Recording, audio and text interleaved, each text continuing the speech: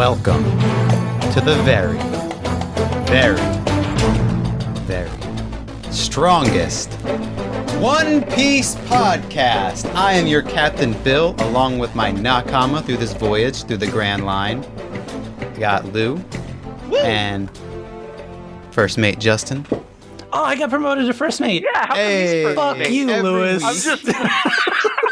I'm just Lou. He's first mate. What do I do on the ship? What's my role in the crew? You know, you got to make your role. Man, I don't wanna do anything. Nami wasn't Can I just assigned navigator. She just became the navigator. Yeah, but Listen, y'all, we're not getting all this petty shit because every week we go over the legendary anime and manga series One Piece at a time. This week we are covering episodes 46 through 53. So now if we want to argue about, now that I finished the intro, if we want to argue about who's what part of the crew. Okay, because I just figured out, you wanted me Lewis, because... actually, you have to request permission to speak to the captain, and you have to run that by me, First Mate. Justin, Nunzio Parantonio, took your middle name. Also, You can't do that. It says, I'm the First Captain, Mate. are you going to let him do this? Captain! He can't be bothered with this. First of all, again, request permission to speak to Captain Bill. All right, First Mate Wiggles, or Justin, may I speak to the captain, please? Let me go talk to my vice First Mate. Okay. Yeah, you can. Awesome, thank you. Captain Bill, did I get hired onto the crew because I'm the handsome one? First of all, soldier, take a knee.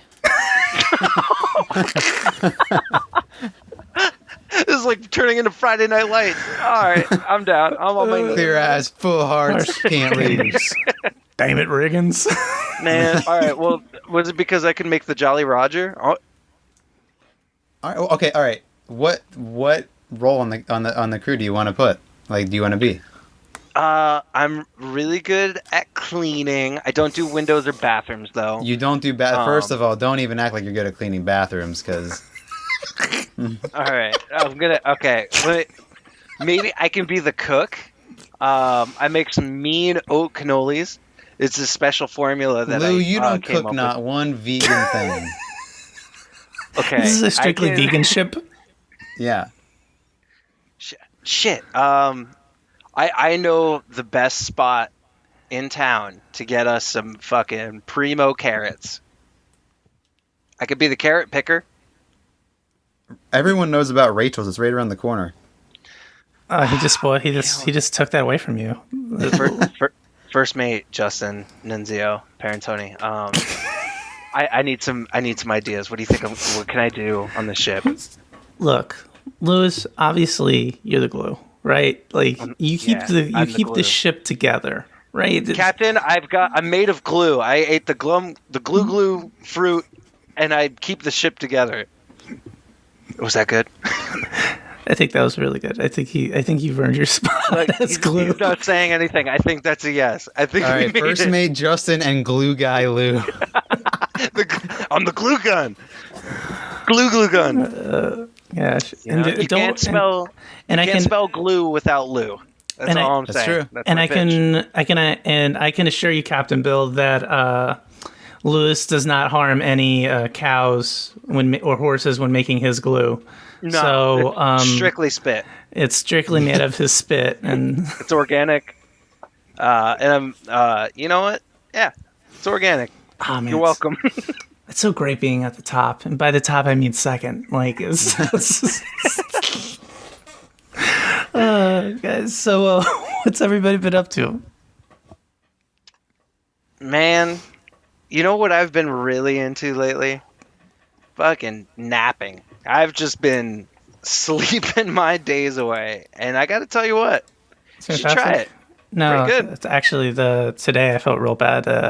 I woke up really early. Jacob's been doing this thing where he wants with my legs, he wants to be underneath my kneecaps. That's where he wants to spread out underneath my kneecaps, so my legs are up, and I can't sleep. Is this on the bed? Yeah, on the bed. So like he's underneath like the cover underneath my legs, and he keeps like just automatically putting himself there, and I couldn't sleep, and so I woke up and I was just like downstairs just fiddling about doing I don't even know what I was doing. And then so like around 10 or something like that, I asked Alex, I was like, I'm gonna go upstairs and take a nap. And she was like, okay. And I woke up like at 2, and I felt real bad. I was like, I'm sorry, I left you alone with the beast for 5 hours. I thought he would be under your knees this whole time. Oh no! Well, he was up. Once he's up, there's no way he's going back to bed. Like there's. I feel like Jacob's your real captain. He's gonna be the one who pulls your hair and tells you to swap the deck.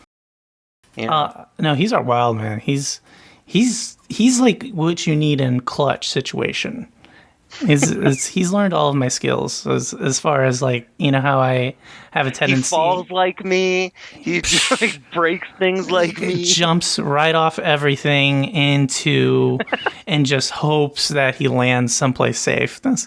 Like a cat. Yeah, that's my boy. It runs in your genes. You guys do land on your feet. Yeah, no, I have that. Like I said, except for when you skateboarded off that roof. And you landed on your fingers. Oh, that hurts so bad. Oh my gosh, don't even bring that up. Oh my gosh, the only time, fucking do it anytime of the week. You didn't break anything though. Huh? You landed on your hands. You didn't break anything. My fingers like bent back. Wait, you broke your fingers? I didn't break them, but they did go all the way back. See, you're agile like a cat. Yeah, double jointed, I guess.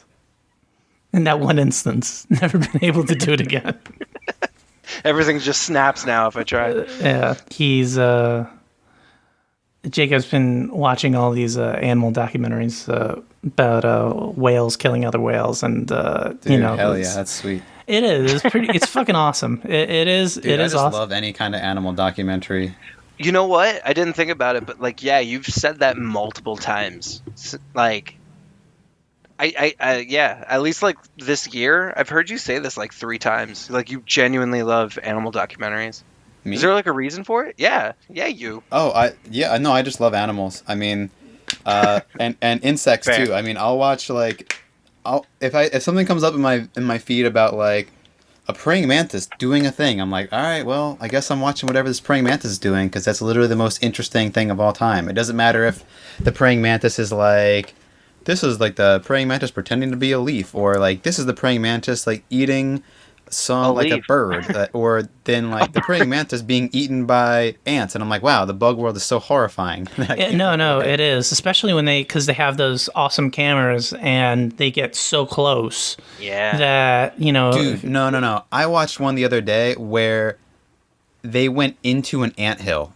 Like, I don't know. I can't do it. I can't. I Inside. cannot believe it. So I found out how they do this. I found out how they did this, or how they they pay an ant. You have to go. He's got to be a SAG actor, and they go in. They talk to the ant and like his whole family. Are they unionized? Or, no, what they they are actually. Ants are unionized. Like, look, they're a hive mind. Exactly. So you're actually speaking to the queen the whole time.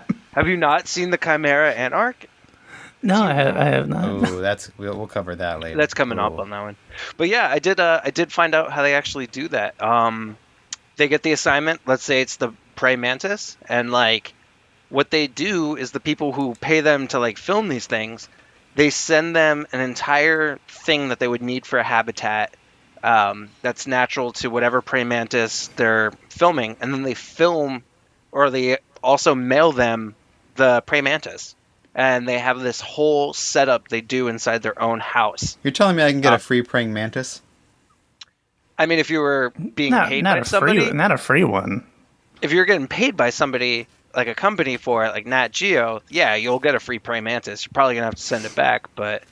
I mean, you could go on Amazon Prime right now. How do I ship that thing back?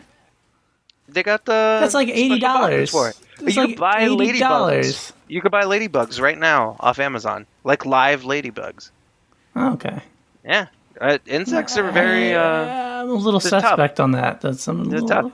Well, suspect, but I don't think this goes into your expertise as Trust as me, a glue baby. man. As, It's showbiz, baby. This is what they do.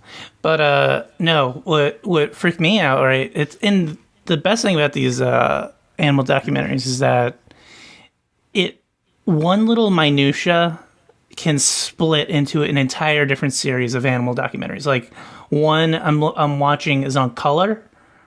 Or watching when Jacob is on color. And let me tell you something. One of the most terrifying things in the entire world, right? Tigers, obviously, OP, best animal on Earth. Like, without a question, like, the best. Deer. After ferrets. Well, okay, so we can argue later. But what made them even cooler when I was watching this thing was that so the deer in India, right? Mm-hmm. They have only 2 color receptors. So, which we have 3. So they can't see red and orange. Yeah, so they blend into the trees. And they blend into the trees. And I was like, not only is it awesome. not only is a tiger terrifying enough, you're telling me they're invisible. Yeah. Well, are they invisible, gnarly. or like once it's running at you, you're like, "What's that green cat doing?" And then it's too late. You find out. They're hard to see. That's what it ends up being. Actually, what they actually end up doing. So this is what the trick is they hang out with these baboons, these monkeys, and the monkeys have the 3 receptors. No, yeah, the deers hang out with the monkeys. The monkeys like hang out in the trees. And they have the 3 receptors. So when they see the tigers, they fucking bolt. And then that's when the deer they do like a call. They like signal to each other. Yeah, they start going. Know that. It's fucking awesome. See how cool it is? And that's like 5 minutes. Dude. Gosh, so cool. I love that they work together. That's so cute. Do you think they hang out, like, if it's like a slow week, do you think like the monkeys and like the deer, like they like come together on some grounds? They're just like, hey, how's it going? Like, hey, have you seen it? No? Okay. Like, it's a slow week. Like, what, they're meeting at the water cooler? Like, what's no, that's what it is. They have the water. Yeah, they have the water. The water hole. Yeah. And you go there, and, like, maybe the monkeys are teaching the deer, like, hey, this is a new thing you could eat. It's called a nanner. I don't know. I feel like that's possible. If fucking deers, and now I'm getting mad. If deers and monkeys can be best friends and look out for each other, why couldn't they come to the watering hole and, like, figure shit out together, share what they learned? I don't know if it's so much like best friends is that the deer pick up on the monkey skills and they just follow, you know what I mean? Yeah, but if you spend enough time together, like, wouldn't you like merge worlds? Fucking man, if I'm a deer, I'm a fucking buck with my big horns. I'm not hanging out with no fucking monkey, all right? I didn't come from no monkey. First of all, monkeys fucking rule. I actually learned last week why monkeys are so much stronger than humans. Is the way their strength, right? Their strength is on their arms and not their legs. No, it's because of the way their like tendons are set up. Like ours are designed for like very precise motor skills, and theirs aren't. Like theirs are more. Now that they obviously have some fine motor skills. Mm-hmm. But theirs are more because they're not. I'm butchering this a little bit, but because their tendons aren't strictly for that or like highly precise for that, they generate more force, and they can generate more force. That's why like a monkey that's like, weighs less than you can be way stronger than you. Oh, I didn't know that. Ours have like adapted to home row typing, and a monkey's is like, I gotta crack this coconut open. That's also why no monkey on Earth can beat me in Super Smash Brothers. That's true, including Donkey Kong. Yeah, it'll just beat you in real life.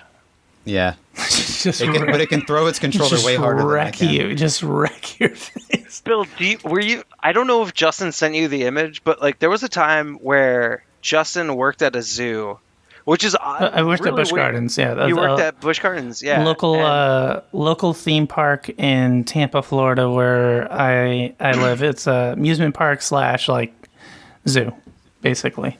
and I remember an orangutan broke out of its cage. Oh, yeah. And everyone was freaking out. And Justin sends me a photo of this orangutan. He's standing like 5 feet away from it. He's just taking photos on his flip phone. That would not be me. And sending me orangutan photos. Which, That could never be me. one, that's fucking crazy. Two, I didn't realize that, technically speaking, both of us have worked at a zoo now in our life. Yeah, you did, didn't you? And we're both working at zoos. Bill, you gotta get in on this. No, Get those orangutan photos. I don't know if zoos are ethical, my dude. So what I'm going to Oh, they're transition definitely into not. here. They're not. Okay. Well, what do you want to switch to? What I've been up to. Been playing Resident Evil 7. Just finished that this morning. Oh, you did? guys How'd you like it? Yeah. Okay, I think Resident Evil 7. The story is obviously a lot of nonsense, but it had a couple parts that I thought were kind of cool. I don't know. It's weird because Resident Evil is such a... You don't really come to it for the story, but you also want it to be serviceable. And there are times in that story isn't quite serviceable, but I think overall the game is I mean, overall for like a 10-hour game, it's like a great 10-hour game. It is. I think it is a very good this one. game, if this game was 30 hours, like if they stretched it to that length, it would be a no-go for me. I'd be really frustrated with it. But because like the gameplay is fun, the boss battles I found a little bit frustrating because maybe I was just playing them wrong. But like when you try to like duck and dodge hits, you have to press the R3, which is also the camera movement, like the joystick to move it. Do you block? And that's the thing is I didn't block that much, and I think maybe that was Bill, part of my come on. problem. You Come gotta on. block. Dude, You've what been do you playing think those Dark hands are Souls for like Yeah, 8,000 you think years. I block in Dark Souls? No, I parry, my I parry and I fucking roll. All right, whatever. But Keep going. I'll say the best parts of Resident Evil 7, I really loved the one where you have to, the puzzle where you have to put the birthday candle on the cake, and it's almost like a Saw scenario. Yeah.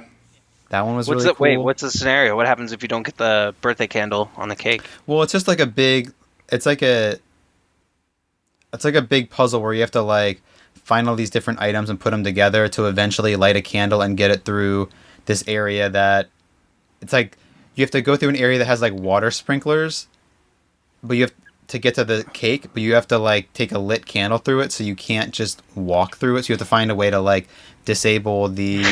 It's almost like a fetch quest, but it has more of a puzzle element to Sounds so it. insane, just knowing the basics of the storyline for Yeah, Resident it's Evil totally 7. insane. It's like you found a house in New Orleans and you're looking for your wife, and then the next thing you know, you're like trying... Fiance, first of all. Your And fiancé. she was gone for like 3 years. So Yeah, let I'm her sorry. go, you know? Fuck that shit. No, I'm joking. No, absolutely. Love is love. I I know, the whole time. You know, That's the you part I say couldn't that, define. Bill, but you gave her the vaccine when you could have given it to, what's her name? Jurodi. Oh, the hot one? Jebby Ja. What was her name? The clearly Yeah. hotter one? Yes. The one who helped you, who's like, you got to get out of here. You know, I'm not your wife. I'm not crazy. I didn't cut your hand off. Yeah, I was Bill about was to like, say. no, I should give it to my wife. I should give it to her. My fiance. Look, I was just trying to do what Elliot would do. That's true. Elliot. Ethan. What's his name? Ethan. You called him Edgar earlier. Ethan Edgar, Winter. Ethan your Winters. skin's hanging Yeah. out. Ethan Winters in the next one, Village. Like they say his name like every 8 seconds.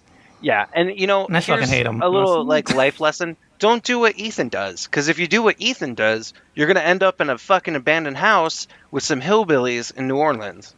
Which sounds like a good Getting time. chased. So I don't Get know your what you're hand trying cut to. Well, this game was so It's like my college experience. it's like almost like a Texas Chainsaw Massacre in terms of like the hillbilly family, but also kind of like a House of a Thousand Corpses.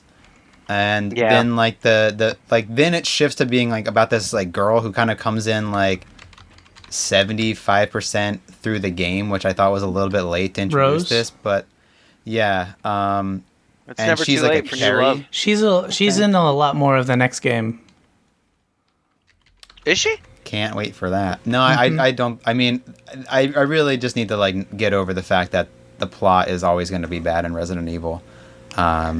Yeah, it's, Like, it's so- always about the Games- gameplay. So what are The you gameplay is looking? always gonna be So what are you looking for? Like, because I want to unpack this. He's looking a for little bit. Dark Souls. He's looking for Dark Souls. What? Well, that's first of all, I'm always looking for Dark Souls. I want Dark Souls and everything. But mostly, what I'm doing when I'm playing Resident Evil is just trying to find ways to scare Lou when he's watching the game Yeah. on the couch with me. No, he really was. I like almost dropped my sandwich. I almost spilled my wine. Because Bill likes to do this thing where he finds a thing that makes me scream in like a horror game, and then he's like, "Oh, I'm gonna exploit this." So he just for like 2 hours he went through the house backwards.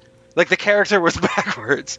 So like you hear like somebody run across a hallway, but you can't see it. And Bill's like, "Oh, I wonder what that is." And I'm like, "Bill, please." No, Please I turn was around, walking please. backwards because it's less. If you walk backwards, it's less scary because then if something You were runs doing in the front whip of you, hands. you don't see it. You don't see it, and so it's not scary. Does You were that make doing the sense? whip hands. You would hear a sound, and then you would be like, "Oh, what was that?" And like, there's like a double click feature where you can like do a quick 180, and then next thing you know, like Mia's in your fucking face screaming, and I'm dropping my fucking No, my what I turkey was club doing a on the lot- floor. Justin, what I was doing a lot to Lou is I would find out when my shadow was visible. Yeah. And so I would like face away from my shadow and be like goofing around, and then I would turn around real quick and be like, "Oh my god!" And it would just be my shadow, and I knew that. And Lou would be like, "Fuck!" I hate you. Your shadow ends up being like an enemy, like later in the game, like Peter Pan. You know, that would still scare the shit out of me. There's something about Oh. horror games. Like, I love horror movies, but horror games, it's like a whole different level of just like terrified. You remember when we played PT? PT? Yeah. Yeah, we. You invited me over midday on like a weekday, and you were like, "You gotta come over. You gotta come over." I show up, and you're like, "You gotta play this game." You turned all the lights off in your fucking room, closed the blinds, and you're like, "All right, load it." I like lost my shit. I was literally screaming in your house, going like, "I can't do this. I can't do this." You need to fucking get it together, man. We can't. gotta I'm too fucking do it. Now, well, what I actually had you do to make you, and I feel like this helped, was I had you read the guide. Because it was like, if you didn't have a guide, you would never get to the end. You had to have a guide to unlock the ending. I don't remember the guide. I remember you taking the controller from me when I was freaking out, and you kept shoving the character's face up against the bathroom door until a woman showed up. And there's a baby screaming in the background. Baby And then I was screaming in screaming. the sink. Yeah, the baby screaming in the sink. It was fucking Yeah. crazy. I played like games like Skyrim and like Nap Time. I'm just a baby. I can't believe these things. No, that was fun. And then it turned out to be Silent Hills. It's Silent Yeah. Hills. Yeah, it turned out to be. I still want to play Silent Hill 2. I haven't played that game yet. It's okay. So It's- what else I've been up to? I've been watching this anime Mm-hmm. called Parasite, which I've been like interested in for a while. I'm so glad I'm finally watching it. This series is amazing. I'm like 10 episodes in. This is the first time watching an anime in a while where after like when the episode ends, I'm like, I need to watch the next episode. Like with a lot of the animes I've been watching lately, like even if I enjoyed them, I'm like, oh, it's pretty good. Like I'll get around to watching the next episode. But with Parasite, I'm like, no, the next episode needs to go on right now. Like, Man, that's really big into this talk series. coming from you. The last time I remember an anime that you like watched, you were like, I need to watch the next one, was High School of the Dead. No, the last one I was like that with was actually Beastars, which you made fun of me for because they're all furries and there's a No. wolf with a six pack. Hold But- on. First of all, I didn't make fun of you because they were furries, okay? I don't have anything against furries. What about bronies? I made a comment because you were probably like 3 episodes deep, and I walked out from my bedroom to see a ripped fucking wolf holding like a bunny's face. I was like, what the fuck are you watching? And then, to be fair, it was probably like the next day I came out to another scene. No, that was I watched very it all similar. in one sitting. So you came out probably 3 Oh, hours so maybe later. it was I an literally, hour, yeah. I didn't Well, get up I off the sat down couch. and I watched the watched it whole with you. thing. Yeah, it was fucking awesome. It was a good. It's It great. was a good ass show. Yeah, it's a great series. I was like, dude, can't I wait hope for the season wolf 2. doesn't. I hope he doesn't eat her. And then Yeah. instead, they made segs. It was nice. And good. the other thing I've been watching, and Lou's been watching a little bit of this too, and Justin, I'm interested if you've been watching it, is I Think You Should Leave, which season 2 just came out on Netflix. Oh my! I think you should. I saw the first season and I saw that the second season popped. I love that show. It's so fun. My wife hates it. Yeah, I don't think Lee cares for it either. I watched the whole season in one sitting at Lee's place, and she just spent the whole time on the computer ignoring me. Oh my god! The whole time, Bill's sitting on the couch. He's like, "They're skeletons and they're bones. Their bones are their money." It was so good. That's pretty damn good. Oh my gosh, I couldn't get enough of that shit. That was, and it's great because you can get it like done in like no time. Like 2 hours, yeah. Yeah, it's like 2 hours. You're in and out, and it's just like I thought the baby pageant was one of the funniest things I've seen. This. Which one in season 2? No, in season 1, the baby pageant is like one of the first episodes, or one of the first skits where they're having a baby pageant, and one of them had been doing oral sex on one of the judges. What? It was a baby. I don't remember that at all. And it was like, clearly it's been compromised. It was a big kerfuffle. And he was like, and this baby was like the bad boy, and he had like a bandana on his head. He was great. Look, speaking of Little Buggy's Big Adventure. Yeah, now we're talking. Do you want to jump in? Episode 46, baby. Tell them what happened. Episode 46. But what I do want to say is I already got the very, very of the week. Very, very, very. The very, very, very of the week. Fucking the strongest title. I laughed so hard at Little Buggy's Big Adventure. I love it so much. And I totally forgot too, like watching these episodes, like I already knew I love Buggy. Like I really do love Buggy's character so much. I forgot why until we start off on episode 46, because it's two of like my favorite characters so far in One Piece, Buggy and Gaiman. Of course he would. Of course. Yeah, Those would be great. your two favorite characters. All I kept thinking about was like how good it would have been if they just did a 1 year long like adventure between the two of them, and Buggy still small, and like that, like especially with like their dialogue, and we'll get into it, but like their dialogue about them talking about like the same person, but they don't realize they're talking about Luffy, and like one of them's like, oh, he's like the best, the other person's like, he's the worst.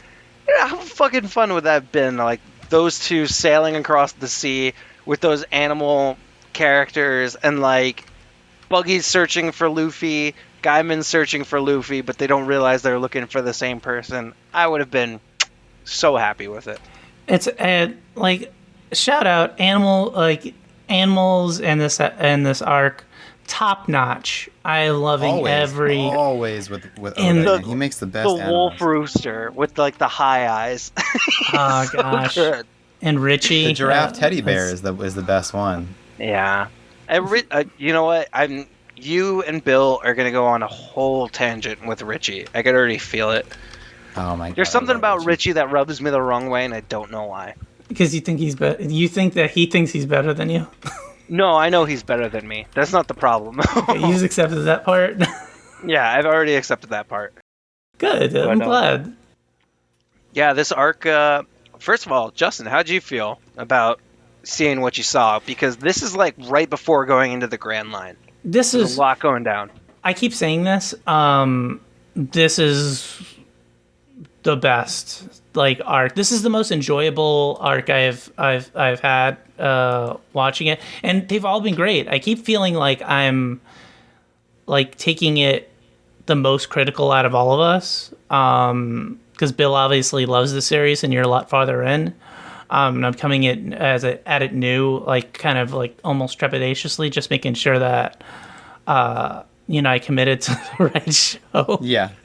But oh my gosh, this arc really, like, I was blazing through this. There was not 1 second where I was just like, this is kind of drag. No, everything was firing at all cylinders. Like I could not get enough of any of it. And if we want, do we want to start with like the whole like Buggy side story? Well, we're already starting with it, so Okay, so Yeah, we're already in this. First of all, I'd like to say getting off of like the Arlong Park arc, like something that's like super serious, really heavy, like this weight behind it, and it's fucking phenomenal, so good. To immediately be like put in a situation where you're just watching little baby Buggy like doing things and trying to get through it. You Dude, baby buggy. I was laughing so fucking hard. Like it's exactly what you need after coming off of something that heavy. Like even like the first 2 minutes of the episode where Usopp's trying to get Zoro to play tag, and he's just like calling him out, and then Zoro's chasing him, but you see he's pulling his sword out of his sheath. Like he's getting ready to just fucking murder him. I'm gonna tag you with this. I'm gonna tag you with this sheath. So good, so good. I'll tag you with the sword. It's one of those things where I think like it's subtle until you like really think about it. And it's like, oh, this is nice. This is like a good like palate cleanser before getting back into like the real deal. You know, he has such a good way of doing that. I mean, you're gonna see that that's the case with a lot of these arcs. Is he has like the right amount of tempo of like putting the tension up like super high, and then like hitting the brakes a little bit, and sometimes within the same arc, and like that wave will just keep going up and down, and it makes you more it makes you more comfortable, and it makes you less like cringy, like watching it, like watching something so heavy. I bring it to my wife loves Handmaid's Tale. Mm-hmm. And I understand that is a very well written show, and the like cinematography in it is very, very good. I don't know why everything is so dark all the time. All those people will be blind and be wearing glasses, but nobody owns lights apparently in their house. But I can't do that. I can't do it because I was like, there's nothing good that like nothing positive that happens in this show, and like I just like constant, can't like just defeat. Deal. Yeah, I just can't deal. It just keeps getting worse and worse and worse, and like there's no.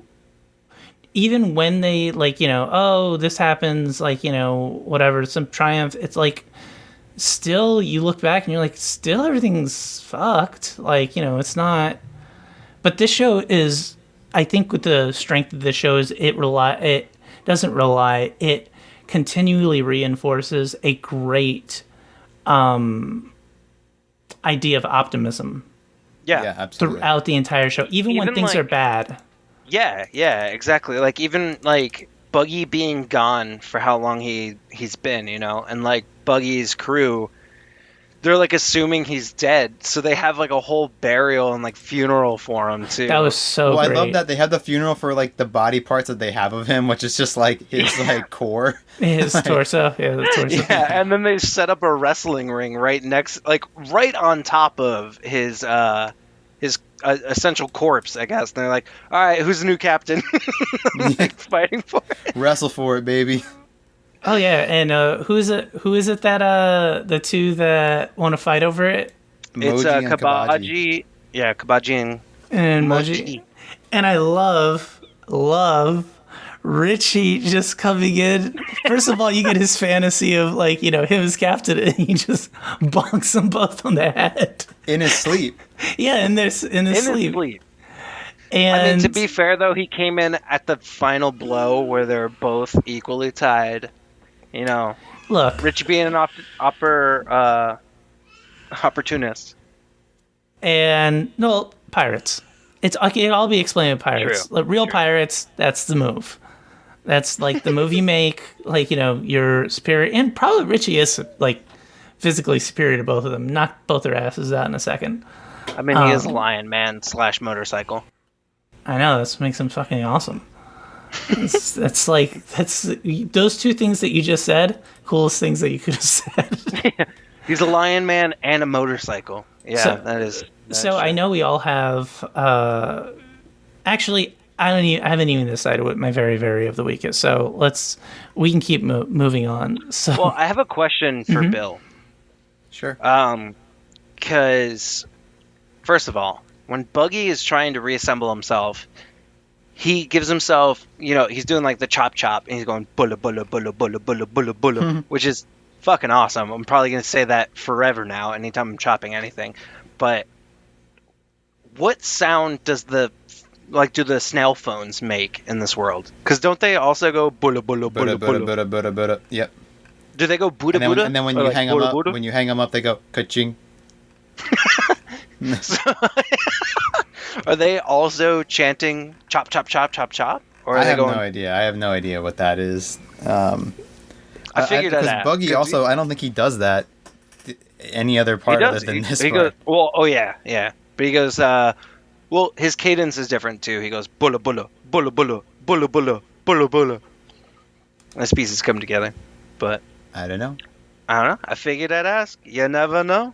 No. Let's bring it up now, and then later on down the line, 600 episodes later, might come back. No, honestly, it might, because the only reason I'm asking Bill is because this is the same guy I'm watching the show with at the same time, and I'm watching him lose his shit, and he's like, the fucking wind! Oh my god, the wind! We'll talk about the wind later. But that's what I'm saying. That's what I'm saying, is like, I don't know what matters and what doesn't, so I assume all of it does. And I have to ask you. That's a fair assumption. Yeah. Because you're tenured. You're seasoned. I'm pickled, And I like watching it. Even before we recorded this episode, I watched the last episode right before we recorded it, and like I can't. You guys are talking, and it's cool. But at the same, and I want to like engage with like you guys, but at the same time, I'm like, I need to pay attention to what's going on, because some crazy shit is happening, and I am glued to what the hell is going on. For sure. It's even like that watching the episodes with Bill too. He like, we've made it known we don't talk about what's happening, but I also see Bill get hyped as fuck for the most obscure things, and then like maybe 10, 20, however many episodes later, or like even later, when we're like recording, he's just like, and this meant this, and I was like, oh. Bill is the ultimate hype machine. Like, because Lou always turns and he sees me, like, I'm just like, my face is like, my hands are just over on my face, and I'm like, oh. Yeah, he's like, at one point he threw a fucking pen, and he's just standing up in the corner holding his head, and I'm like, what's going on? And he's just like, the fucking cloud. The cloud. I was like, what? What about it? Who is this? We'll get to it. We'll get to that. We'll get to it. But because I think it's something that I can safely discuss on this episode, actually. And so, I mean, after everything gets kind of resolved with Richie, then and Buggy saves the day. That's right. Buggy reassembles. He just fucking beats their asses. Because Buggy Captain. It's Buggy Central. He's so sick. There's maybe I'm going on a little bit of a tangent. So I'm a big fan of like, I know there are people that think it's like cheesy or whatever, but I am a big fan of Pirates of the Caribbean, at least the first three. And more specifically, I really enjoy listening to Terry Russo and Ted Elliott talk about the writers talk about writing the episodes, because they come from a very mythological, like very story structured place where they made, like, Elizabeth Swann the protagonist in the first one because they felt that was the best encapsulation for the rest of the characters. But what they do talk about also in during the audio commentary is that there are certain characters in the movie that are god characters, or like in the Greek sense, they're like higher than, everybody else, higher than mortals. Yeah. Kind of like in One Piece, where they're like characters that are like above the tier, that, they live on their own rules. Yeah. But I feel the same way with this, where it's like, Richie, the other two guys, the tamer, the beast tamer, and the other Kabachi Mojo. Yeah, like they're all equipped fighters, but Buggy is a like god tier. No matter how ridiculous he is, like he is, in that league. Like to put it in a better sense. So when he comes in, everybody realizes, he is captain. He's the captain of the ship. Yeah. Especially taking like everybody out in the tribe, like with no hesitation, no fail. I mean, even later on when he gets like electrocuted, and he's still like kicking, it's like Buggy's a tough dude. Yeah. No, yeah, I mean, we saw him go up against Luffy, so he got skunked, but and he only got skunked because Nami. Look, I'm gonna fight for Buggy. All right, he only got skunked because I am. Nami captured. He captured. Nami captured his shoot you with a cannon. But like that's the thing. Like Buggy, I feel like Buggy puts up a really good fight. And to be fair, he trained with Shanks. I mean, come on. Did he train? He was on the same crew with Shanks. Yeah, he was on the same crew, but did he train with Shanks? They were good friends. You don't be friends with somebody who's like fucking They weren't friends. They fucking hated each other. No, they were friends. They were definitely friends. Maybe a little bit. They were like friendly rivals, but yeah. I mean, they're sort of the way Zoro and Sanji are, where they're like when push comes to shove, they're there for each other, but like on the day-to-day, they're bickering. Yeah. And it's like that old saying, "You're only as good as your rival." I think that's a saying, but No, that's 100% a saying. That's you're only as good as your greatest enemy. That's boom. That's if it's not, I just coined it. So TM. Question for you, Justin. Did Smoker give off Wolverine vibes to you? Total fucking Wolverine vibes. You got a cigar in your mouth, you're Wolverine to me. He's got two you're cigars, Wolverine and he rides a motorcycle. I'm like, God damn. He rides that shitty three-wheeler. Well, motorcycle's cool. Three-wheeler takes it down one notch. Just one notch. That's fine, right? It's made of smoke, my dude. What do you want from me? It's two wheels. That's all I'm asking. It should have been a chopper. Actually, And that's all I'm saying is that because you see it from the front and you see like it's a motorcycle and then they pan out and it's it has the three wheels and I was sorely disappointed. Yeah, I can see you. I am American badass. All he needed was a bandana. My name is Kid. Yeah, Limp Bizkit started playing immediately. It's my way. But I can see you rooting for Smokey, and then the moment they showed it was like a three-wheel, you took the cigar out of your mouth and put a straw hat back on your head, and you're like, all right, let's see where this goes. But before we get into, we want to talk about our mysterious woman that enlists Buggy to help her defeat Straw Hat Luffy. How long did it take you to figure it out? Yeah. How long did it take me? It took me... She was familiar. For some reason, I thought I saw her before. Besides the last episode, they hint at her. It took me until I saw her with that bat towards the end of the arc. And even then, I was like, "That's you. That's somebody else uses that." For a second, and then I saw the hat, and then I was like, "Is that?" I would have been easily as convinced if it ended up being like a relative, because she even mentioned she had the freckles. But we'll get to that. We'll get to that later. But it took me literally until she came. Like I saw that big. What would you call it? It's a club. It's a club. Yeah, club mace. But that's how long it took me. Well, you know what, Justin? The first time I watched this, I got it almost right away when she said, "I'm Alvida," and I was like, "Oh fuck!" When did she say it? Did she said it like it was like episode? Yeah, in the very 52. Last episode of the arc. No, because Lou hadn't watched the first episodes in so long that he was like, "Who's Alvida?" No, I knew who she was. I just only knew when she said, "I'm Alvida," and I was like, "Oh, she lost her freckle." If my first watch through, I didn't know. I was like, "Who the fuck is this?" I mean, you can get it because if you pay attention, she has the same heart-shaped boat. Yeah. So I looked back and I was like, "Is that boat she had?" And then I looked back in the first, and this was after I looked back at the first episode. I thought, "Oh, that is the same." Yeah, all the clues are there. But then I thought maybe it was like a sister or a relative and stuff like that because she didn't look.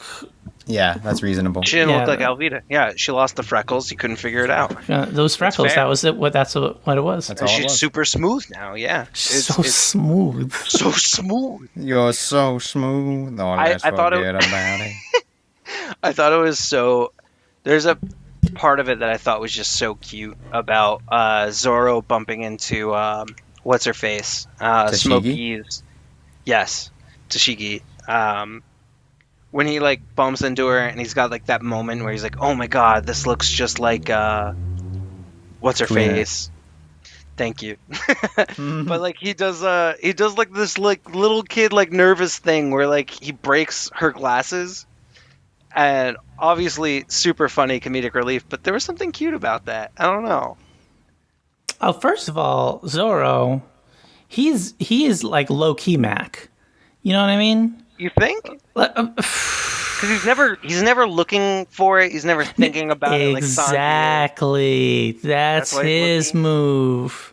It's like that's not. I mean, that's not a move, but like. You see how women would be like that. Even that chick, she was just like, "Man, that man, that man. Oh my goodness, that man getting me all hot." And Have you ever heard of Verona Zorro? Oh my goodness. My favorite anime is Naruto's Cool Ranch. Doritos. Cool Ranch Doritos. So yeah, no, she enlists him. She enlists Buggy, and Buggy. We're talking. I thought we were talking about Tashigi. You're talking about Alvida enlists Buggy to. Okay. Yeah. They team up against the Straw Hat. Yeah, exactly. So Alvida, you don't. Straw Hat. Alvida, you don't know it's Alvida necessarily. You might figure it out. Yeah, there was they enlist. And then they're like the cloaked gang. There was Buggy and all of his crew. I thought that was so cool. Yeah, that's some Jedi cool. shit. Yeah, and Buggy had like the face tats too, which was so. I'm a fan of that. It was like war paint or something. What are the face tats he was gonna go to like a Korn concert or something. Yeah, no, it was like ICP. Like what? Buggy had he had like this paint across his like cheekbones, and then one going down like his chin. He had a soul patch, yeah. And he didn't have that before? No. Is that any significance? No, I don't think he has it again either. Okay. Just for this. You know, when you're on a mission like that, do it. You know, go for it. Well, we both know that. We both. Exactly. All three of us here are guilty of literally spending a weekday night bored and painting our faces like ICP, like. Yeah, no, that's 100% true. Or the Joker, one of the two. I went Darth Maul. Doesn't matter. I give props to Buggy for that. Another relatable aspect of him. And so we want to jump right into Lougetown? Loguetown. Loach. So Loguetown, we get to see Luffy just run straight out right away. The crew doesn't get to make a plan of where they're gonna meet up. He's like, no, I know where I'm going later. But he ends up in the Gold Roger bar, and he's there with the old man. And so things I love about this, one, and you'll come to appreciate this the longer the series goes on, is we don't get a lot of Roger footage. So seeing Roger do anything is like, fuck, like, it's, you know. I appreciate that as well. Like, I mean, and even to the tease to this arc where it was saying like, this is where he was born and he died. I was super hyped for that because, the things, we can mark this on the podcast. These are the things I want to find out who caught Goldie Roger, or if he just surrendered. Because if he's the king of the pirates, who took down the king of the pirates? That's your second question, right? Like, it's if he's the best, who beat the best? Who was the very, very, very strongest? Well, I have a third question for that too. It's like, if he's king of the pirates, how come nobody tried to save him while he was getting executed? He was done. He knew he was beaten. He accepted death. He also could have not been, especially for somebody who has such a loyal crew. That's the mystery. I know. I want to know. I want to know. Somebody would have fought for him, right? Unless he consciously made the decision to tell them, no, I'm done. Or whoever beat him, or whoever captured him, that they might have legit, caught him. He's wanted man. Could have been the entire World Navy that caught him, but we don't know. It's a big mystery. Was it Buggy? One of us knows. One of us knows. I know. Was it Banksy? It was Bansky. His name is pronounced Bansky, actually. And he pushes his glasses up. I love that we get some Roger footage, and it's just and we get a definitive timeline of 22 years ago. This all happened. So that's on the day that marked the Great Pirate Era. So that kind of gives a timeline to when Shanks and all the other pirates are getting into the mix. Well, question 2 is, does 22 years matter? Is there some sort of relevance to 22 years? I don't think so. Not in particular. I just want to know, because they keep mentioning it was 22 years on the day. Yeah. I don't know if that's some significance, or if there's anything related to it. Symbolic, if anything. Smoker... Was it Smoker or Smokey? Smoker, but Smoker, Luffy called him Smokey. Okay. Yeah. So Smoker mentions it, and he mentions the Luffy smiling about to get his head cut off. Yeah, the execution stage. And the only time he's ever seen that before was Goldie Roger. And well, here's what's important to me about the 22 years, and this is what I thought the first time I saw it, and I haven't thought about it much since because I established it years ago. But when you hear that Goldie Roger died 22 years ago, you put the math, Luffy's 16 or 17. So there's no Luffy's the reincarnation or something. There's no, that's not a thing. That to me is establishes that on some level.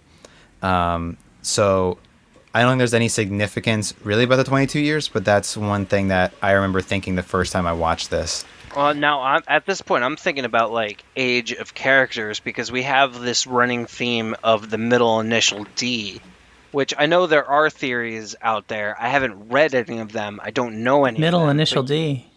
Yeah, Monkey D. Luffy. Gold D. Roger. This is not something that's well known yet. So we're gonna actually not discuss this on this episode, I think. Well, I mean, I don't even know what it is. That's what I'm saying. Right, but I don't think Justin even knows that that's a thing yet. Yeah, that's why I asked. That's why I'm bringing it up. All right, we could hold off on it. I think we should. But okay, one of the things that I do like is the bartender offers Luffy a drink. He's like, I don't drink. And so they share a glass of milk. But what did we see in the episode where when Luffy's backstory with Shanks is when they trick him into drinking milk, and Shanks is like, a pirate would never drink milk, and Luffy gets all pissed off on him. But here he is in the bar years later sharing a glass of milk with this bartender. It's because Luffy doesn't have as much to prove. He was proving himself to Shanks because he looks up to Shanks, right? And he was, Shanks was busting his balls, but now he has nothing to prove. He likes milk. He's gonna drink the milk. The boy drinks milk. Yeah, it's good for your bones. And if anybody needs good bones, it's a rubber man. That's true. Oh, another thing before we get off the Roger flashback is we get when he goes to the execution platform. one of the guards says, "Any last words?" And he says, "Yeah, can you take these off?" Like putting the handcuffs up to him. Yeah. Way to make a guy And then- feel lonely. Yeah, and then we get his last words where they ask him, where the treasure is, and he's like, "I left it at that ocean." And like the iconic scene from the beginning of the Very beginning of the yes. story. Yeah. Which is the thing that sparks the pirate era. Is it Yep. not? And that's when it's marked, yeah. And I find it very interesting when we were talking about timelines that there are characters like Luffy who were born after that happened, and there are characters that are old enough, like the bartender, who would have a rapport with Goldie Roger, like being able to speak like as a peer. And then there are characters like Smoker, who was a kid while this was happening, but still remembers. Because like seeing something like that as a kid, like ultimately that makes that person legendary. Like that's like Michael Jordan when we were 7. That he is like he's beyond human. Yeah. The same thing with Goldie Roger. And makes me think about, see, this is how I spiral. And then it makes me think about what Shanks was doing when Goldie Rogers was executed. Was he like getting ready to be a pirate already? Or was he like, had the same idea as Luffy and he's like, I'm going to go find the fucking treasure. But Well, one of us knows there you go. That's, one of us does know. that there is an answer to that. And I'll tell you. No, I'm just kidding. So we get into Lougetown. I do like the idea of, and as a RPG fan or JRPG fan, Bill, you can relate to this, and Lewis, you can too, where everyone's going in town to upgrade all their stuff. Like every time you get to a new town, you're like, let me man. go check the shops and go see if there's a better, sword or bow for this character. Usually you're maxing out your primary guy and you're letting everybody else just collect loot. Yeah. But because you can't afford anything else. But I do like this One Piece twist on it where Sanji's like, I'm gonna be looking for fresh produce and ingredients. Zoro needs his swords. Luffy's looking for the execution platform, and Nami is just gonna go shopping. And then we get and Usopp wants to get some goggles. Oh yeah, that's true. Yeah. Usopp needs to supply up. Like he needs to reload all the stuff he needs to make all of his bullets and Yeah, stuff. he's an Oh, item-based character, so he needs it more than anyone. Yeah. Yeah. He's a prop comic, He needs those rotten eggs. Oh, he's needs that. The Tabasco. He needs the different bullets. That's that's. Unfortunate for him to come across somebody named Daddy the Parent. But Oh, I love Daddy the Parent too. Daddy- We'll get there too. Do we want to talk about Daddy now? I feel like we're jumping ahead. Go. But, Yeah, we'll jump ahead. are we jumping ahead? These are all linear stories that are happening, though, Do we kind of wanna- at the same time. So how about this? Well, first we got to talk about Zoro going to the sword store. Does Zoro go to the sword store before we meet Smoker? No, we meet Smoker first. The girl drops her ice cream on his pants. And I thought you that think was for a so minute- cool. Yeah, I thought that was so cool that he's completely intimidating. You see he's kind of a dick. And then, when that happens and the guy's apologizing, he gives her, enough money to buy 3 scoops. And 5 scoops. 5 scoops. And I Gave her money say, for 5 scoops. and that's when I wrote Good down, guy. like this guy, 2 cigars. And I was like, you know what? Smoker seems okay. He seems okay. He's not... Obviously, he's an antagonist to like Luffy, but as a Navy officer, I like these depictions more because it's more like they're on the level with Luffy and still being a Navy official. Like he's not breaking any laws or anything. There's With morals Smoker in to general, like when you see him in the bar talking to the old man, you see him at Roger's execution, and we start to see that not all Navy people are created equal. Like, we see that Smoker, he has kind of, he wants to catch pirates, but he also has, like, a reverence for them in a way. Like, he needs, like, in his mind, pirates are a certain thing, and he doesn't like to see them not be that thing. Even though he wants to capture them. Like, he wants them to be, like, a certain, like, way. And he's like, oh, these new pirates, like, they're not like the old pirates. Like, but you would think that, like, oh, wouldn't you want them to be easier to capture or, like, less ambitious? But, like, no, he has a certain idea of what a pirate needs to be like, worthy almost of that. Do you think title. he saw, like, Goldie Rogers, like, execution was like, I want to be the guy who brings down somebody like that? Or do you think he had like a respect for it? That's 100%. Like, I feel like that's 100% his reason in getting in the Navy and getting super, super buff and strong, and getting that devil fruit. But he then mentions, he would get a little hint of where'd she go? She's late. So they reference somebody that's not there, which we get to find out later. And so then we get Luffy and Smoker meet for the first time, which is also hilarious. Because Luffy just doing what Luffy does is coming off very nonchalant, non-threatening. Very friendly. Like, he's already looking. Do you know where the Luffy. execution stage is? And then, of course, Smoker... It's always the dichotomy between the two characters that makes it so enjoyable, because Smoker's obviously this super serious guy.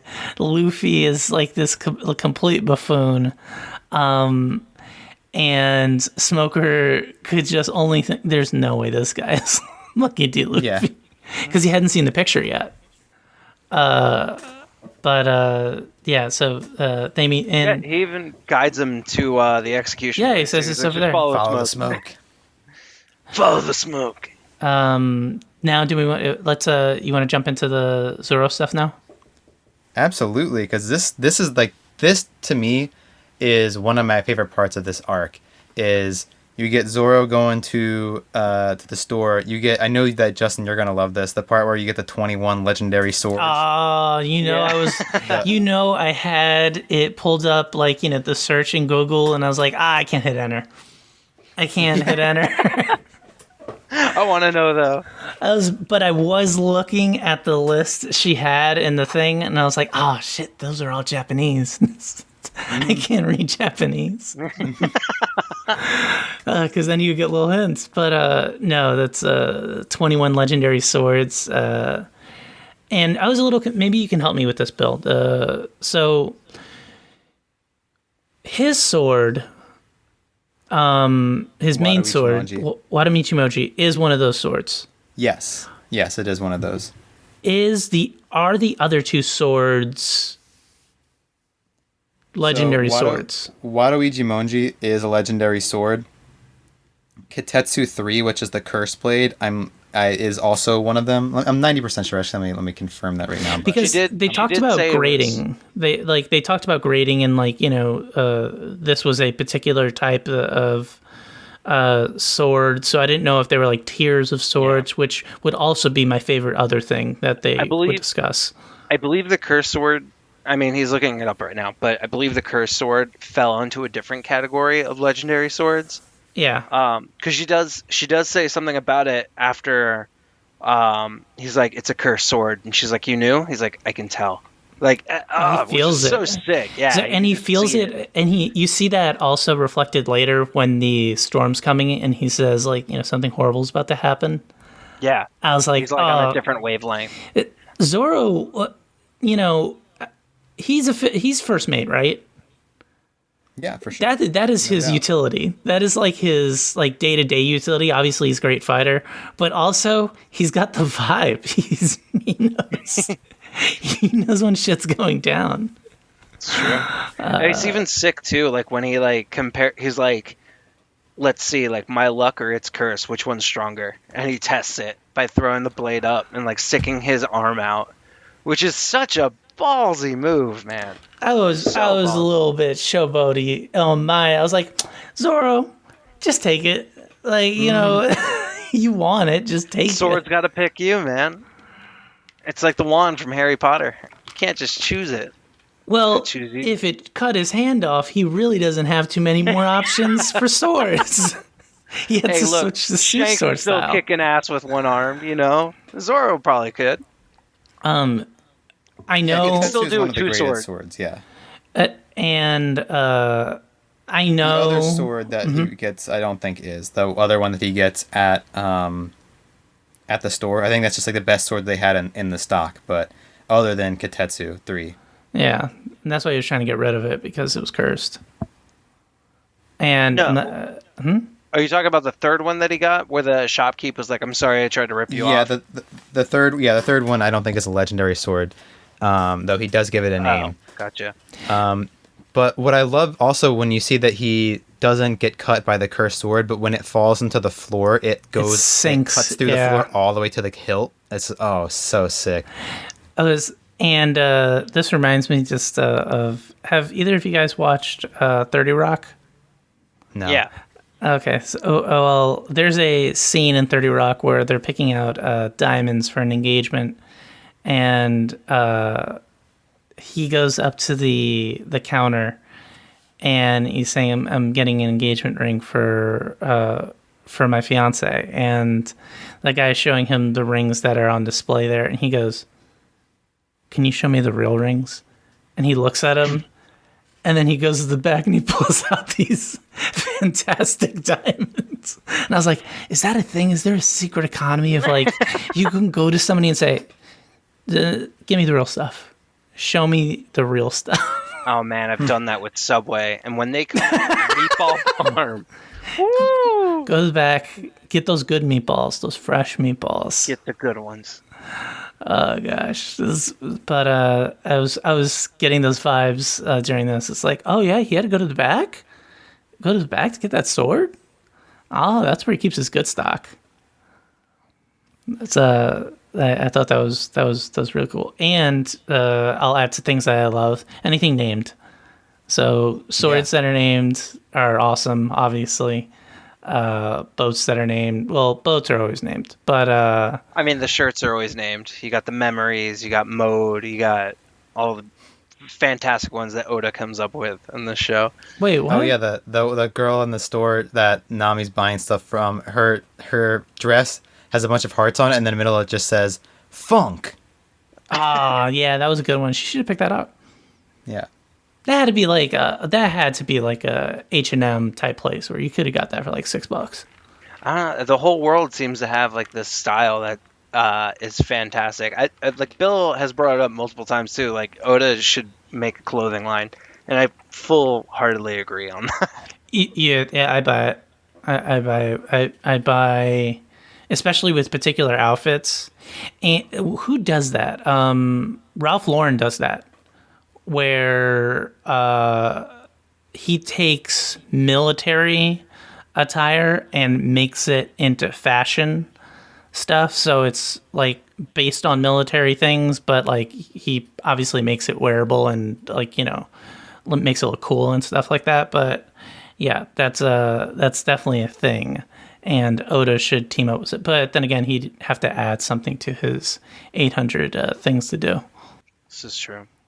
And so that finally brings us to Daddy Masterson. And this is one of my very, very, varies of the week. The very, very, very kinkiest name that we've had yet in the show. Daddy Masterson. This is actually, I wanted to note this right away because I don't know, Justin, if you would have noticed this, and Lou probably only would have noticed because I mentioned it when it came on. This is a filler episode. This whole episode. This would be considered a filler episode? This is not in the manga. This is not canonical material. So Daddy Masterson is like a one-off, like he's only in the anime. He's not in the manga. This is my first time ever seeing this episode too. I've never watched this episode before. Oh, because it was considered filler? Yeah. Yeah, Bill does not watch. Oh, how do you... And he's so cool. Well, I didn't think... Okay, Daddy Masterson is like a Cowboy Bebop character. Like, he's got all these guns. He's like... Legendary got this, like, sniper. Yeah, Wait, super cool. His name is Daddy something else, isn't it? But they call him Daddy the his Parent. epithet is Daddy the Parent. Daddy the Parent, and I thought to myself, that's very redundant. Yes. Yeah. Which, when you say like the kinkiest name, I was like, well, he is Daddy the Parent, and he does have a kid. Maybe we can take the kink off of it a little bit. He's Daddy and he's the Master. He's the dungeon Masterson. Masterson does sound like something else too. So, I'll give you a pass there. Yeah, his character is like a total badass, and I mean, you get like this whole backstory going on with like Usopp's father, Yasopp. Yeah, Yasopp.